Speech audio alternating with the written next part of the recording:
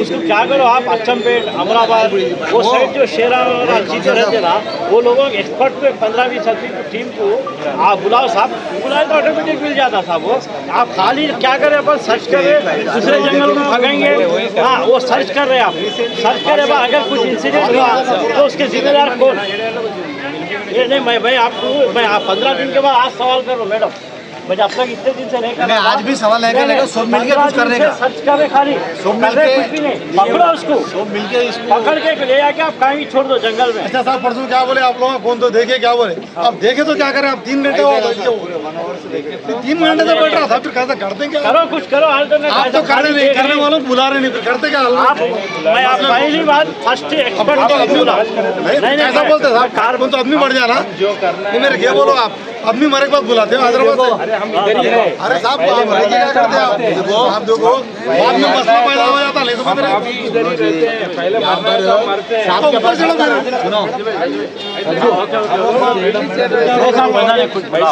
बात नहीं करते, हम क्या करना है मालूम है, हम बुला ले रहे हैं, आप ऐसा बोले तो कैसे है? आपको जो भी करना है हमें मालूम है।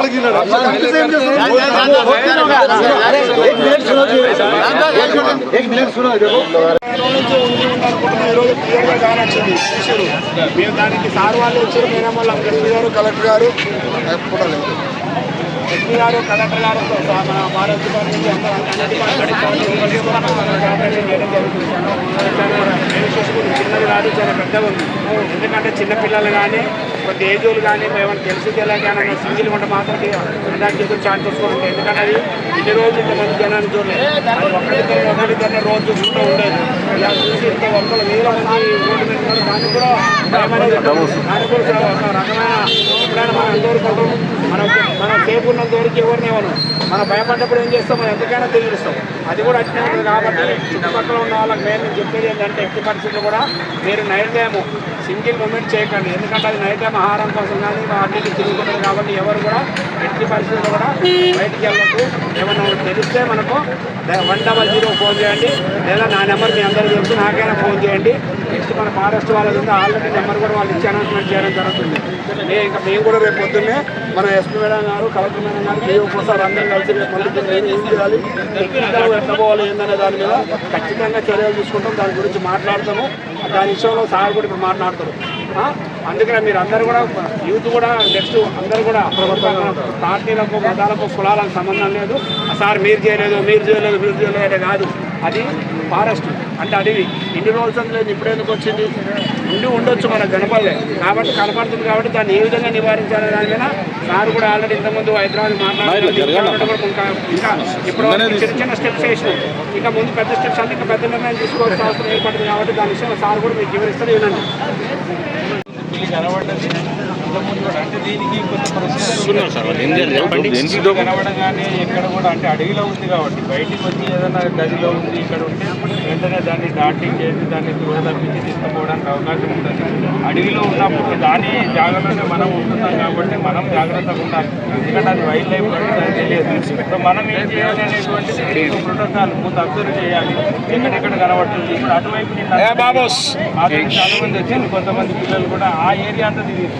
ఈ ఏరియా కూడా సిఐ గారితో ఒక ఈరోజు ఈ ఏరియాలో మనకు క్లియర్గా కనిపించినట్టు వెంటనే నేను మీరు అన్నట్టు డైరెక్టర్ గారితో మాట్లాడు జూ పార్క్ మనం కాకుండా బీసీసీఎఫ్ మా హెడ్ ఆఫ్ ద డిపార్ట్మెంట్తో మాట్లాడి వాళ్ళని మాట్లాడితే అక్కడ ఈ డాటింగ్ అంటే దానికి ఇంజక్షన్స్ కూడా తప్పించే వాళ్ళు ఉంటారు. కానీ అడవిలో జనరల్గా చేయరు.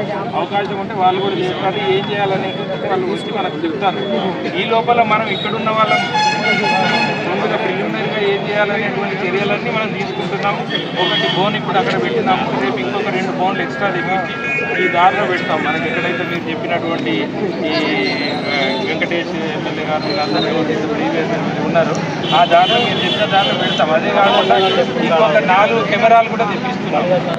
అదే మీరు ఎక్కడ చెప్తే ఒక 2-3 దారులు చూసుకొని ఇప్పుడు మనం దీంట్లో చూసాం కదా, డ్రోన్లో చూసాము. దానికి 2-3 దారులు కనబడుతుంది. ఆ దారులలో పెడతాము. కొంచెం బోన్ ఎక్కువ హెవీ వెయిట్ ఉంటుంది కాబట్టి ఏదో రకంగా మనం అక్కడ చేసే ప్రయత్నం రేపు చేద్దాము. పబ్లిక్ కొంత అవసరం తర్వాత ఇంకొక 4 కెమెరాలు పెడతాం. ఇక్కడ మనకు కెమెరా కన్వర్ట్ అయితే వెంటనే మనకు అలర్ట్, ఆ అలర్ట్ ద్వారా కూడా మనం అది ఎక్కడ మూవ్మెంట్ ఉందో తెలుసుకుంటాం.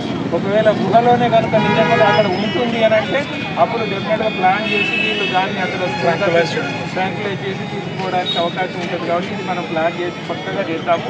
ఈ లోపల 1-2 రోజులకు ఏం చేద్దామంటే మా వాళ్ళు ఒక 10 మంది 20 మంది ఉంటారు. రోజు నైట్ అయితే ఇక్కడే ఉంటారు. ఏం భయపడాల్సిన పని లేదు. జనరల్గా అంటే నేను చెప్తున్నాను, ఖచ్చితంగా నాకు తెలిసిన విషయమే కాబట్టి అది జనాల మీదకి వచ్చి అటాక్ చేసేటువంటి ప్రయత్నం దానికి అది రాదు. మనము దాని దగ్గరికి పోతే దాని సేఫ్టీ కొరకు ఎస్పీఐ గారు చెప్పినట్టుగా దాని సేఫ్టీ కొరకు ఎవరైనా కూడా అటాక్ చేయడానికి అవకాశం ఉంటుంది. కాబట్టి ఎవరు అటువైపు వెళ్ళకండి. ఇళ్లల్లో ఉంటే అది వచ్చి పైన పడేటువంటి పరిస్థితి ఉండదు. ఇది ఖచ్చితంగా గుర్తుపెట్టుకోండి. అయినా సరే మీకంటే ముందు మేమే గుట్ట వైపు రెగ్యులర్గా తిరుగుతాం. మీరు కూడా ఒక 10-20 మంది మాట్లాడండి. అందరం కలిసి రోజు ఒక 10 మంది వేసుకోండి. నేను ఇక్కడ 10 మంది ఇస్తాను. నైట్ టైం మొత్తం సేఫ్టీగా ఉంటుంది. పడుకునే వాళ్ళందరూ మంచిగా పడుకోవడానికి మనం అట్లా ఏర్పాటు చేస్తాము. వీళ్ళ మీద కూడా కొంత అటు రాగానే వాళ్ళ రేపు మనకి కావాలంటే రేపో ఎదురు ప్లాన్ చేసుకొని అందరం ఎక్కడ అమ్ముతాం. మేమే ముందు చేస్తాం. మీకు ఏ భయం లేకుండా మనం మంచి చర్యలు తీసుకుంటాం. మీరు కూడా కోఆపరేట్ చేస్తాం. పైన అయితే అది ఆటోమేటిక్గా దానికంటే అక్కడ నుంచి వచ్చి పైన పడేటువంటి